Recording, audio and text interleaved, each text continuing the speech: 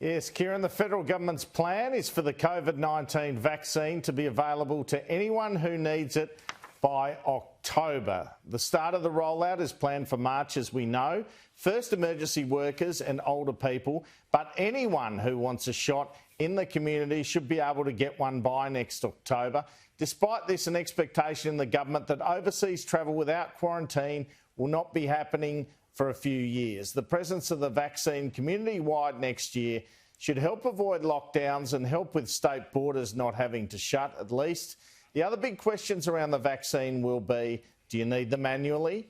Will they suppress the virus or actually prevent you getting the virus? This story has a long way to play out, is what I'm told. It's not a magic cure-all, but it is a hell of a lot better to the alternative of not having a vaccine.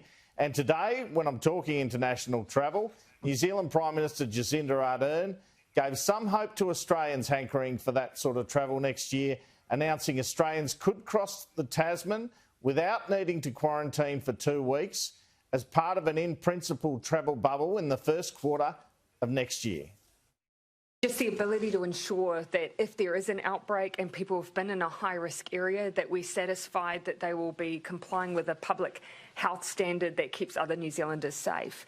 And so those are details that we do want to have some assurance that we have planning in place because, as I say, it hasn't been a hypothetical. We have seen outbreaks before.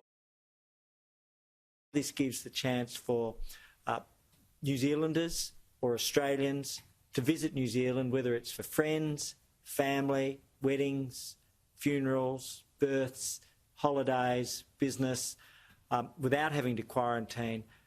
It's the first step on a return to international normality. We're ready to implement from our side as soon as New Zealand's ready.